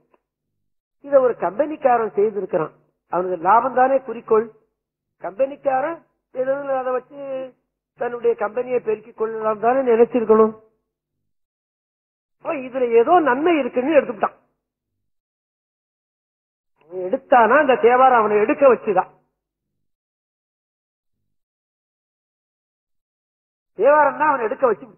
ஆமா, அவன் எடுக்க வச்சதுல என்னையும் பாட வச்சு. அதான் அதுல ஆச்சரியம். எனக்கு வயசு என்ன? தோரெல்லாம் சுருங்கி போச்சு, தலையெல்லாம் நரைச்சு போச்சு. எனக்கு வயசு 79 80 கிட்ட இருக்கு. இந்த வயசுலையும் நான் அதை சிரமப்பட்டு பாடி வச்சிருக்கிறேன்னா நான் பாடினேன்னு சொல்ல மாட்டேன். ஆட்டு வித்தார் ஆர் ஒருவர் ஆடாதாரே, அடக்கு வித்தார் ஆர் ஒருவர் அடங்காதாரே, ஒத்து வித்தார் ஆர் ஒருவர் ஓடாதே, உடுகு வித்தார் ஆர் ஒருவர் உருகாதாரே, பாட்டு வித்தார் ஆர் ஒருவர் பாடாதாரே. எல்கே முத்து இப்படித்தான் பாடி தீரணும்னு கடவுள் நினைச்சு அண்ணா அவர் பாடி இருப்பார். அவ்வளவுதான். அவர் எல்கே முத்து பாடு வைக்கிற அவர் என்ன பாட வச்சுட்டான். அவ்வளவுதான் இல்லையா? இத திருவிசைப்பான்னு ஒரு பகுதி இருக்கிறது. 12 திருமுறையில 9ஆம் திருமுறை அது. அதையும் எடுக்கலாம் அப்படின்னு இந்த கம்பெனிக்காரன் எண்ணி இருக்கிறார். இது விலை போகுமா அப்படின்னு அவர் எண்ணல. அப்படி அவருக்கு வயசு பார்த்தா ஒரு 80 வயசு இருக்குமா அந்த கம்பெனிக்காரருக்கு? இல்ல, இன்னைக்கு அந்த 50 கூட இருக்காது. 50 வயசுக்குள்ள இருக்கிறவனுக்கு இந்த எண்ணமா அப்படின்னு எண்ணி பார்த்தா இல்ல. அந்த எண்ணத்தை அவன் கொடுத்துட்டான், அவ்வளவுதான், வேற ஒண்ணும் இல்லை. அத நான் இப்ப உட்கார்ந்து ஸ்கிரிப்ட் பண்றேன். நான் எப்போதுமே இந்த பாட்டெல்லாம் புத்தகத்தை வச்சு நான் பாடுறது இல்லை. ஏன்னா அது பதம் பிரிக்காமல் இருக்கும். அதுக்காக பதம் பிரிச்சு எழுதி எழுதி எழுதி திருஞான சம்பந்த தேவாரம் பூரா எழுதுனது பூரா வச்சிருக்கேன், எழுதி பாடினது பூரா வச்சிருக்கேன், திருநாவுக்கரசரும் வச்சிருக்கேன், சுந்தரரும் வச்சிருக்கேன். இப்ப திருவிசைப்பா எழுதிட்டு இருக்கேன். அதை பார்த்த அந்த திருவிசைப்பாவுல 27 பதிகத்துல கிட்டத்தட்ட 25 பதிகம் சிதம்பரத்துக்கு பாடியிருக்காங்க. கடவுளே, நான் எத்தனையோ தடவை அதை நான் படிச்சு பார்த்தவன் தான். இப்ப ரெக்கார்டுக்குன்னு சொல்லி உட்கார்ந்து நான் எழுதும் போது இந்த திருவிசைப்பாவில் இருக்கிற ஆசிரியர்கள் என்ன நோக்கத்தில் பாடினார்கள், இத்தனை பதிகமா அந்த சிதம்பரத்துக்கு. கடவுளே, ஒரு பதியம் போதாதா, 2 பதியம் போதாதா, 20 பதியம் தேவையா? எத்தனை பதியம் பாடினாலும் அவர்களுக்கு அந்த அலுப்பு சலுப்பு இல்லை. நமக்கு அலுப்பு சலுப்பு இல்லாமல் இருக்கிறது இட்லியில தான், பூரியில தான், காப்பியில தான், டீயில தான். நமக்கு அலுப்பும் இல்லை சலுப்பும் இல்லை. தேவார திருவாசம் படிக்கவில்லை, அலுப்பு சலுப்பு வந்துருக்கு. இத்தனை பதிகமா என்னவே முடியல, உட்கார்ந்து எழுதவே என்னால முடியலையே. இப்படி எழுதி வைத்தார்களே, ஏன், என்ன நோக்கத்தில் எழுதியிருப்பார்கள்? நமது சிந்ததியார் படித்து பார்ப்பான், பாட சொல்லி கேட்பான், அப்படிங்கிற எண்ணத்தை தான் செய்திருப்பார்கள். இடையிலே வந்தவர்கள் சரி எப்படியோ நல்ல வழியில இருந்தா சரிதான் அப்படி. நான் மாணிக்கவாசகர் அவர் போன தலங்கள் குறைச்சு, திருவண்ணாமலைக்கு போனார், சிதம்பரத்துக்கு போனார், திருக்கடுக்குன்றத்துக்கு போனார், திருவாரூருக்கு போனார், அத்தோட சரி. பாக்கி பூரா திருப்பெருந்துறை தான் அவருக்கு. கடைசியா சிதம்பரத்துக்கு வந்தார்கள்.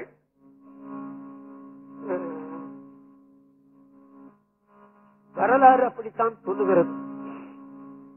திருவாத்திரம் பூரா அப்படி பாடி வச்சிருக்கீங்களே அப்படின்னு யாரோ கேட்டாங்களாம். இந்த திருவாசகத்துக்கு என்ன பொருள் அப்படின்னு கேட்டாங்களாம். மாணிக்கவாசகர் சொன்னாராம், இதற்கு பொருள் அதை ஆடுகிறான் பாரு அவன்தான் அப்படின்னு சொல்லியிருக்கார். இது வரலாறுல வருகிறது. சேக்கிழார் சொல்லாவிட்டாலும் இந்த மாணிக்கவாசகர் வரலாறுல அப்படி வருகிறது. சேக்கிழார் செய்த தர்மம் 63 நாயன்மார்கள் வரலாறு எழுதி வைத்ததுதான் பெரிய தர்மம். அதுல மூவருடைய வரலாறு அக்கு வேறு ஆணி வேறாக பிரித்து கடைஞ்சு எடுத்து வச்சுட்டார். அது இல்லாவிட்டால்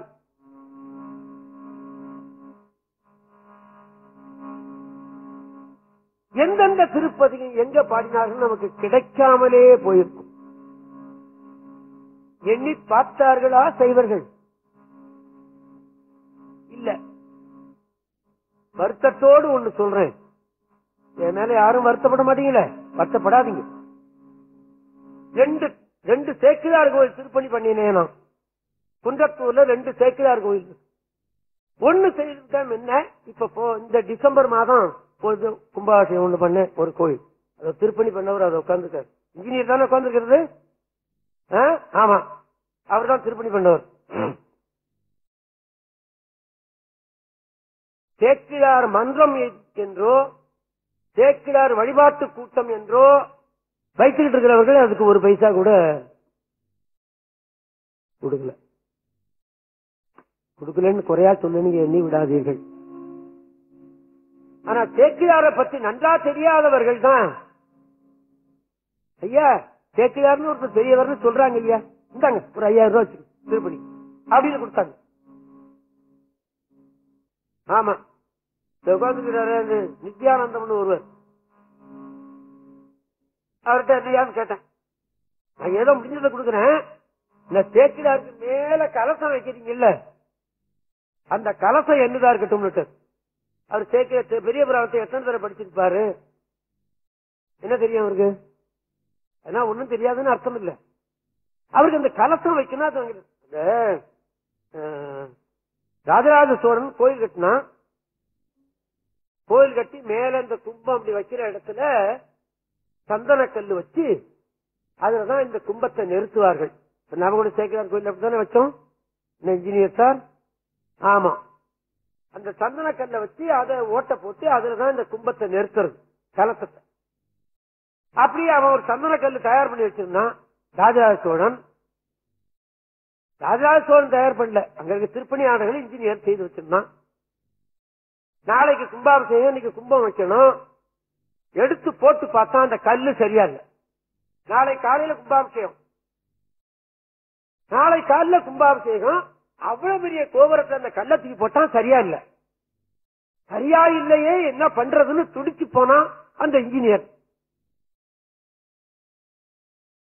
அசரீதியாக ஒரு வாக்கு வந்துதான், டேய் அங்க ஒரு அம்மா இட்லி கடை வச்சிருக்கா பாடுறா, அவன் வீட்டு தோட்டத்துல ஒரு ரவுண்டா ஒரு கல் இருக்கிறா, அது சரியா இருக்கடான்னு சொல்லிவிட்டான் சுவாமி. அதை எடுத்துக்கொண்டு இதுல போட்டான், சரியா இருந்தது, வச்சுட்டான். ராஜராஜ சோழனுடைய கனவுல போய் சொன்னானா, பெருவுடையார் நீ கோயில் கட்டிவிட்டேன்னு எண்ணி நீ மகிழாதே, நான் சந்தோஷப்படுறேன். ஆனா நான் இருக்கிறது கிழவியினுடைய கல் நிழல்ல இருக்கேன்டா அப்படின்னு சொன்னானா. ராஜராஜ சோழன் விழிச்சுக்கிட்டு, இது என்னடா இது, கிழவியோட கல் நிழல்ல இருக்கேன்னு சொல்றானே, என்னன்னு கேட்டு பார்த்தா, மறுநாள் அந்த இட்லி வித்துக்கிட்டு இருந்தாரோட அம்மா ஒரு கல்லு போட்டு வச்சிருந்தானா, இதை சாமா அம்மா வளர்க்கறதுக்கு. அந்த கல்லு இருக்கு ரவுண்டா சரியா இருந்தது, அது போட்டான் என்று சொல்லுகிறார்கள். இது எங்க இருக்கு, அது சரிதானாங்கிறது எனக்கு தெரியாது, சொல்றத வச்சு சொல்றேன் அல்லவா. அந்த மாதிரி யாரோ கொடுத்துத்தான் அந்த திருப்பணி நடந்ததே தவிர நித்யானந்தத்துக்கு என்ன தெரியும்? ஏதோ நான் சில வேளையிலே சில புராணங்களை சொல்லியிருக்கேன், கேட்டிருக்காரு. அவர் சொன்னார் அந்த கும்பம் என்னதான் இருக்கணும் அப்படின்ட்டு, கொஞ்சம் பணமும் கொடுத்தாரு. ஏகே சண்முகத்தியார் கூட கொடுத்தாரு. எல்லாருமே தான் சேர்ந்து தான் கொடுத்தாங்க. எல்லாரும் போட்டுதான் இப்ப கோயில் நல்லா அழகா கோயிலாவே கட்டிவிட்டான். எதுக்கு சொல்றேன், கேட்கிறாருன்னு வச்சுக்கிட்டு இருக்கிறவங்க எல்லாம் ஒன்னும் தெரியல. பொண்டாட்டியே சதம், பிள்ளையே சதம், குடும்பமே சதம் அப்படின்னு நினைத்தவர்கள் தான் கொடுத்தார்கள். அப்படி சாமி என்ன பண்ணினார், இந்த திருவாசகத்துக்கு எது பொருள்னு கேட்ட போது, அது ஆடுகிறான் பாரு அவன் தாண்டா பொருள் என்று காட்டினாராம். கடைசியாக பாடியது அச்சோ திருப்பதிகம். இது முதல் பாட்டும் கடைசி பாட்டும் நாம எல்லோருமா சேர்ந்து பாடிடுவோமா?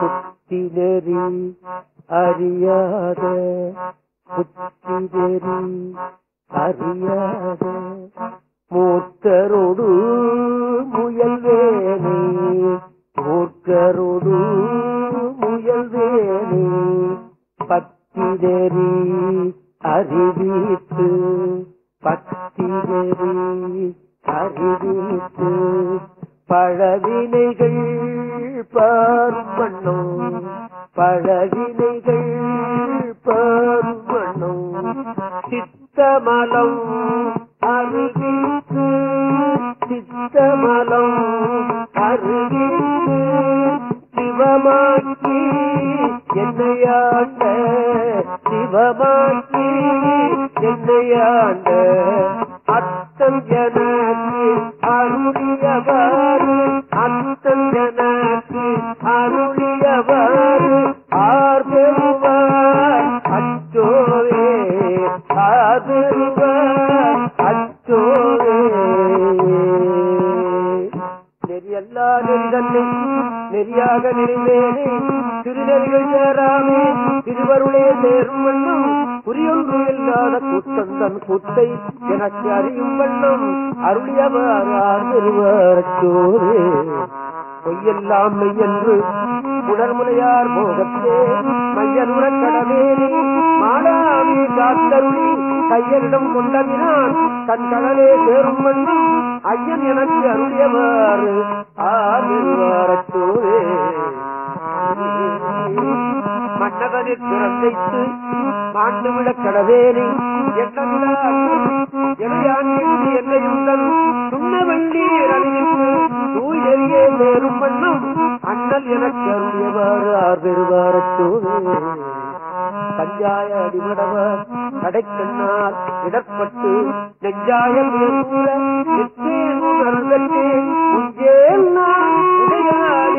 அடியேறி வருகையன்று அஞ்சேலன்று அருளியவாறு பெறுவாரச்சோவே வென்று விழுப்புடத்திரடி செய்யன்று விளைவெருக்கி ஒன்று குளம் போல் விளையார் குவி விளைநீர் வாழ்வேறி பத்த மறுத்து எதையாண்டு பரிசர என் குறித்து மறுத்து அந்தம் எனக்கு அருளியவாறு பெறுவாரச்சோவே கையலோர் மையனிலே தாழ்ந்துள்ள கனவேனை பையமே முழுபோல் காதலில் தாழ்த்தி உயிரை காட்டு ஓங்காரத்தின் உட்பொருளை ஐயன் எனக்கு அருளியவாறு பெறுவாரச்சோவே காதல் பிறப்பென்னும் கடலுடைய தடுமாறி காதலித்து கலியுடையார் கலத்திலே மாதொரு கூறுடையவிரான் தன் கடலே சேரும் மண்ணும் ஆதி என கருவியவாறு வருவாரச்சோவே கடைசி பாட்டு எல்லோருமா சொல்லுவோமா செம்மை நலம் அறியாத செம்மை நலம் அறியாத சிதடரோடும் திரிவேனே சிதடரோடும் திரிவேனே மும்மை மலம் அருவித்து மும்மை மலம் அருவித்து முதலாய முதல்வன் தான் நம்மையும் பொருளாக்கி நாழிகை ஏற்றுகின்ற அம்மையர அருளியராறு ஆர்வருவார் அச்சோவே ஆர்வருவார் அச்சோவே ஆர்வருவார் அச்சோவே நம பார்வதி பதையே. ஒரே ஞாயிற்றுக்கிழமையில படிக்கலாம்னு நினைச்சேன் பாருங்க, என்னுடைய சிற்றறிவினால இல்லடா. ஒரு 4 மாதமாவது நீங்க படிச்சாதான் இந்த தமிழ் சங்கத்தை காப்பாற்றுகிறவர்களுக்கும் இந்த புண்ணியம் போய் சேரட்டும். ஒரு 4 மாதம் அவர்கள் காதல் என்ற திருவாசகம் விழட்டுமடா அப்படின்னு எண்ணினான் போலும் பரம்பொருள். அதனால திருவாசகத்தை இங்கே ஓதுவதற்கு நல்ல வாய்ப்பை கொடுத்தவர்கள் தமிழிசை சங்கத்தார். அவர்கள் வாழ்க, தமிழிசை சங்கம் வாழ்க என்று சொல்லிவிட்டு மிச்சம் இருக்கிற நேரத்தை, மிச்சம் நேரம் இருக்கும்னு எனக்கு தெரியும், அதுல சுந்தரருடைய வாழ்க்கை கொஞ்சம் நினைப்பூட்டலாம் அப்படின்னு வந்தேன். முதல்ல ஒண்ணு நான் நினைச்சிருந்தேன், முதல்ல ஒண்ணு சொல்லிவிட்டேன். நான் முன்னே உங்களுக்கு சொல்லியிருக்கிறேன், அடிக்கடி நான் சேக்கிழார் சொல்றதுனால நீங்க தவறாக எண்ணி விடாதீர்கள்.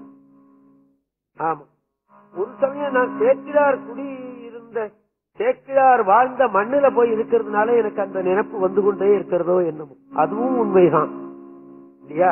நான் எங்கெங்கயோ ஊடு பார்த்தேன், என் தலையில நீ கடைசி உன்னுடைய வாழ்க்கை குண்டத்தூர்ல தாண்டா அப்படின்னு போட்டிருக்கான் போல. நான் அந்த ஊர்ல போய் சேர்ந்தேன்.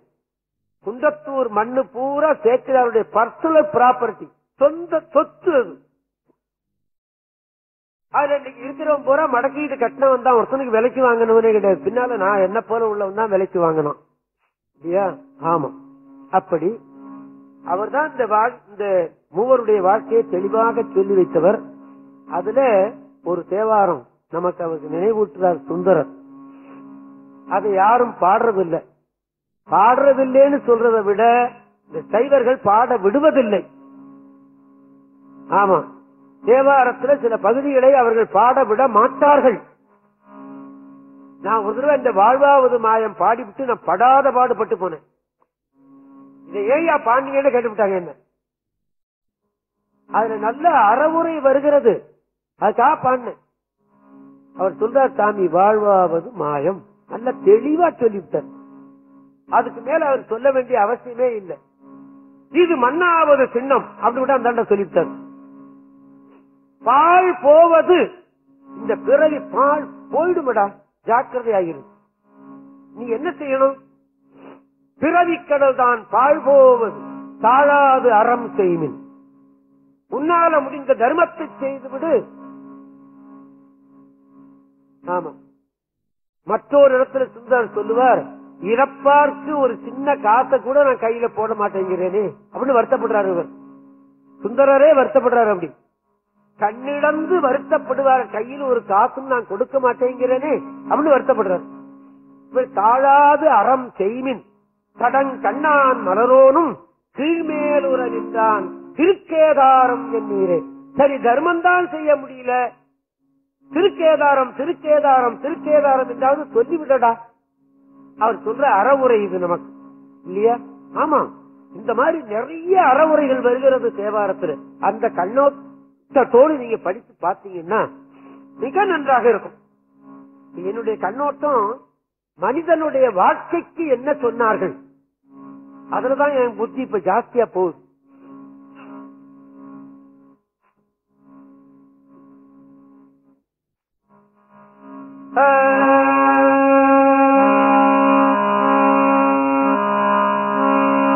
இன்னொரு இடத்துல நமக்கு அவர் நினைப்பூற்ற இந்த தேவாரங்க அடிக்கடி கேட்டிருப்பீங்க. மடித்தாடும் அடிமைகள் அன்றியே மலரே வாழும் நாளும் தடுத்தாட்டி தருமலா தமது செஞ்சிடும் போது தடுத்தாட்கொள்வ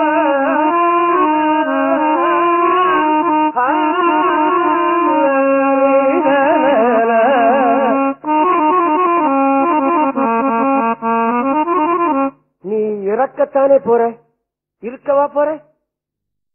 இறக்காமல் இருந்தவர்கள் திருஞான சம்பந்தர், திருநாவுக்கரசர், சுந்தரர், மாணிக்க வாசகர். அந்த லிஸ்ட்ல கடைசியாக இறக்காமல் ஜோதியில மறைந்தவர்கள் அருட்பெருஞ்சோதி வள்ளலார். பாம்பன் சாமி கூட இறந்துதானே போனார் இல்லையா? தாய்மான சுவாமிகள் கூட இறந்துதானே போனார். ஆமா, அவருடைய சமாதி புதுக்கோட்டையில் இருக்கிறது அல்லவா? பட்டினத்தார் அந்த ஜோதியில மறைஞ்சார் என்று வரலாறு. நீ இறந்ததுக்கு அப்புறமா இந்த நீ செய்த பாவத்துக்காக செக்குல போட்டு உன்னை ஆட்டுவாங்கடா. செக்குல போட்டு ஆட்டுவான், செக்கிலிட்டு ஆட்டுவான்னு சுந்தரரே சொல்றார். வேற ஆதாரம் நமக்கு என்ன தேவை இல்லையா? தடுத்தாட்டி தருமனார் செக்கிலிடும் போது தடுத்தாட்கொள்வார்.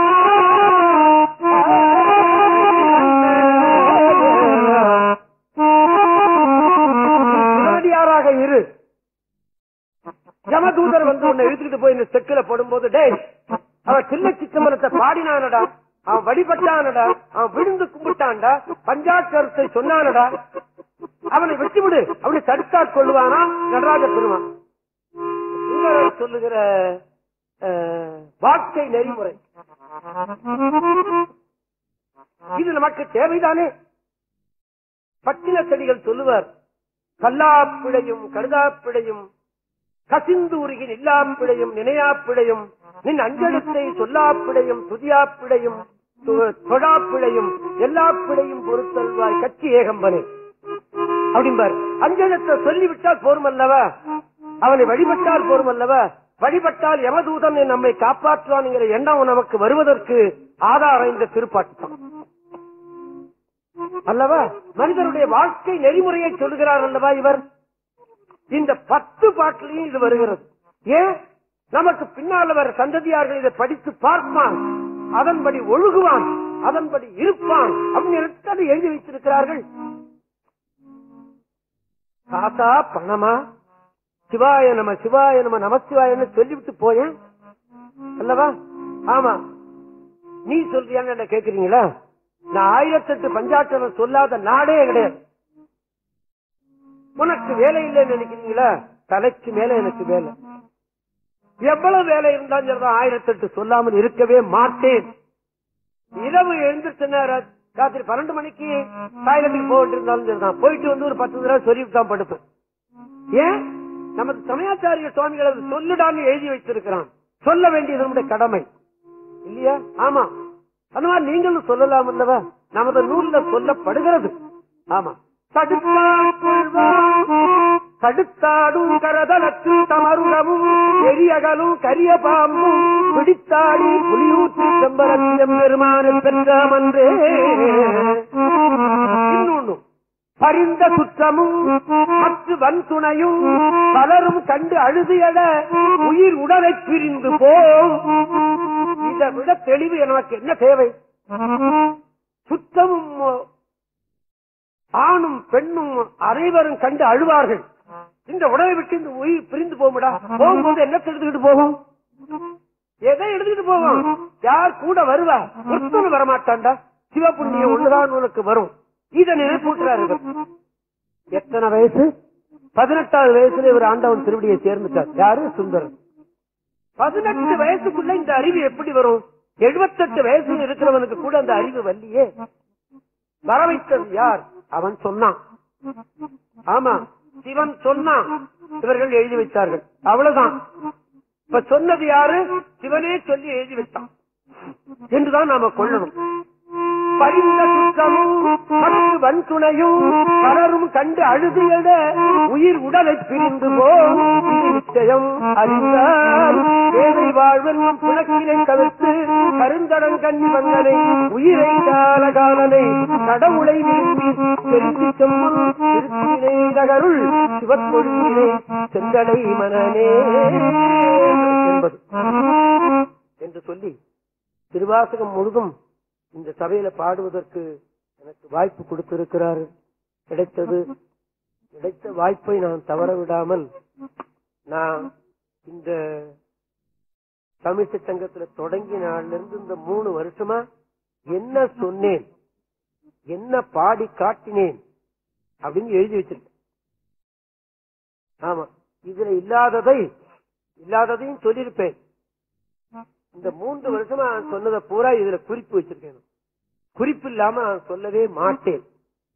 ஆமா, இன்னைக்கு ஒரு கச்சேரிக்கு நான் போனேன்னா என்ன பாடுறதுன்னா குறிச்சுக்கிட்டே போவேன். அந்த மாதிரி செய்வதற்கு எனக்கு வாய்ப்பு கொடுத்த தமிழ்ச்சி சங்கத்தாருக்கும், தமிழ் சங்கத்தார் இடம் கொடுத்தார்கள், எல்லாம் செய்தார்கள். நீங்கள்லாம் வரலன்னா தமிழ்ச்சி சங்கத்தார் என்ன நினைப்பார்கள்? தமிழ் சங்கத்துக்கு நான் எழுதி கொடுத்தேன், இப்படி ஒரு நிகழ்ச்சியை நாம் நடத்தி பார்ப்போம், ஜனங்களை அதை ஏற்றுக்கொள்ளலையே நிறுத்தி விடுவோம்னு எழுதி கொடுத்தேன். ராமையாவுக்கு தெரியும் இல்லீங்களா? அப்ப எழுதி கொடுத்ததை படிச்சு பார்க்கலாம். ஆமா, நீங்க எல்லாம் 3 வருஷமா வர்றதுனால தான் நான் இதை சொல்றேன். அதனால இப்படி ஒரு வாய்ப்பை என்னை செய்ய செய்தான் சிவன் என்று சொல்லி, இதற்கு காரணம் தமிழ்ச்சி சங்கமும் நீங்களும் என்று சொல்லி, கடைசியாக நாம் எல்லோரும் பஞ்சாட்சரம் சொல்லி இந்த நிகழ்ச்சியை நிறைவேற்றிக் கொள்வோமாக. ஓம் நம சிவாய சிவாய நமவோம். ஓம் நம சிவாய சிவாய நமவோம். ஓம் நம சிவாய சிவாய நமவோம். ஓம் நம சிவாய சிவாய நமவோம். சிவாய நமவோம். சிவாய நமவோம். சிவாய